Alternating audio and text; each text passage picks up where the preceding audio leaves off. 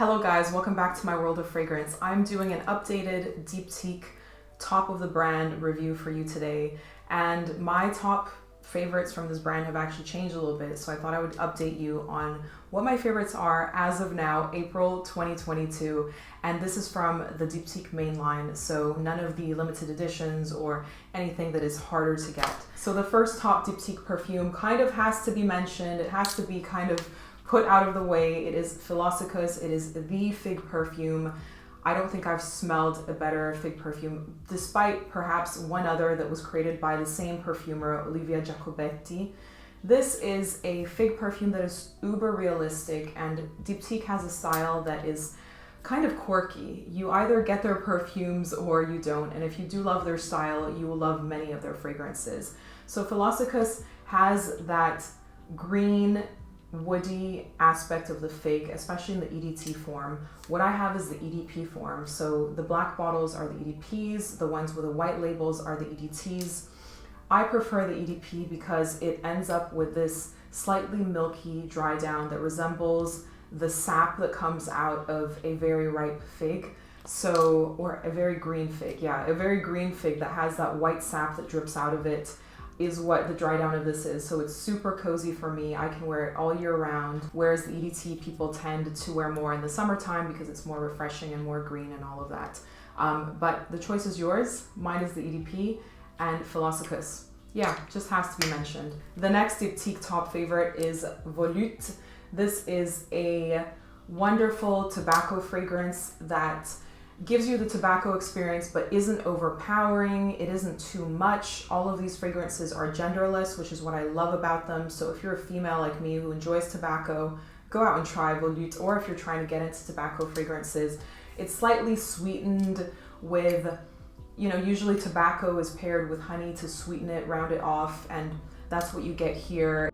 It's the tobacco that's in a pipe and then mixed with some honey and some spices. And apparently there's iris in here as well, which gives this expansiveness, this kind of airiness in it as well. So it's not by any means a super heavy tobacco fragrance. Like I said, it's a very approachable tobacco fragrance. So check that out. What I love about these bottles, by the way, is the little drawings that they have behind them that goes with the story behind each fragrance. So the next one was one of my first head over heels loves from Diptyque. It is L'Ombre dans l'eau, which I finished 2 bottles of. And L'Ombre dans l'eau is a green fragrance, but it's a different approach to it because it has this juicy black currant in there and it has some rose in there as well. It's a fragrance that makes a beautiful signature because it's very noticeable. It's unusual. There have been fragrances since that have tried to mimic this, copy this style. It's what happens every time something is cool and popular. But L'Ombre dans l'eau still remains the best one of its genre. This whole melange of the green blackcurrant leaves as well as the juicy blackcurrant as well as the hint of rose. It just is wonderfully done. It smells botanical, it smells natural, and yeah, it gives you that quirky edge as well. The next fragrance is another Diptyque OG love. It is Eau Duelle, which is often cited as one of the best vanilla fragrances. I have the EDT and the EDP, and if you're super into this, you can layer the EDT and the EDP to get even more sillage, even more longevity, but it's not necessarily necessary. The EDT is absolutely fine on its own if you don't want to spend more for the EDP. There is something sensual about vanilla, so it's just a very nice go-to evening date type of fragrance.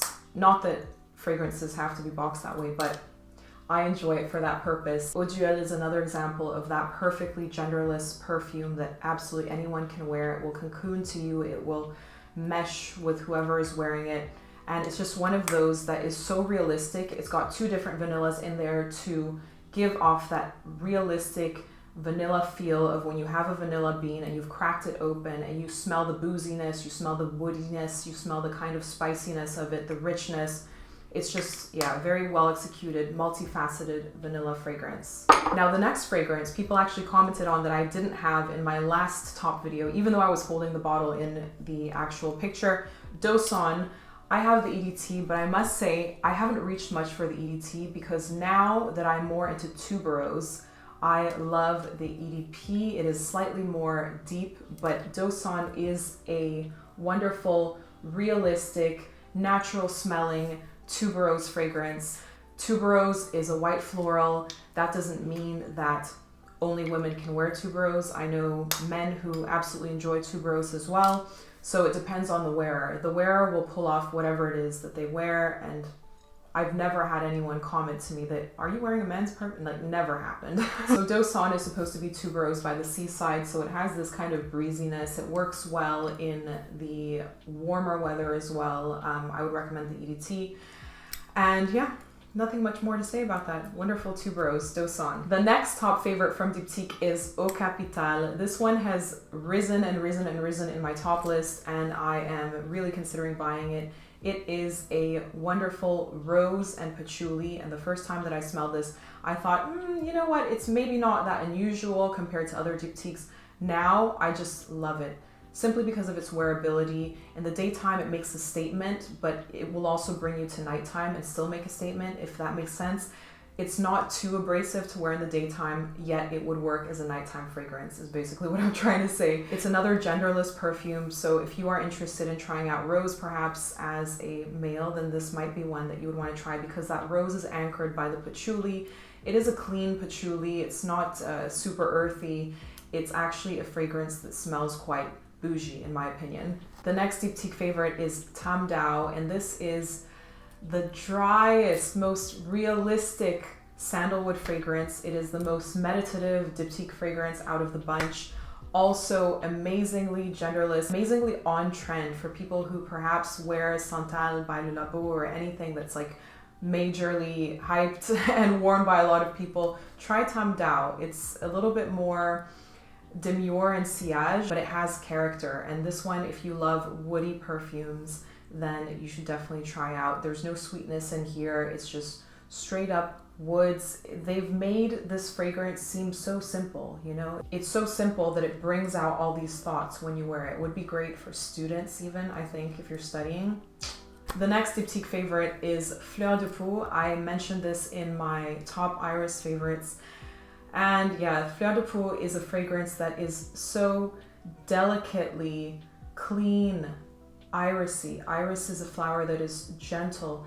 It makes a beautiful signature scent. Again, I think a lot of the Diptyques do, because they are unusual in that nice way. They're unusual, but a lot of people would enjoy them. And Fleur de Peau is a fragrance that has something that just draws you to it constantly. It must be that clean muskiness that just, it gives you that comforting scent of clean laundry, but so much more than that, so much more complex than that.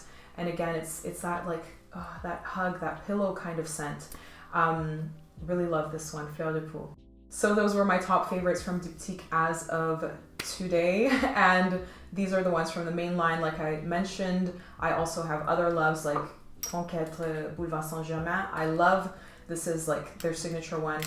But yes, the ones that are readily available and you can find most places are these ones. I hope you enjoyed today's video. Please remember to subscribe if you have not already, and I will catch you in my next review.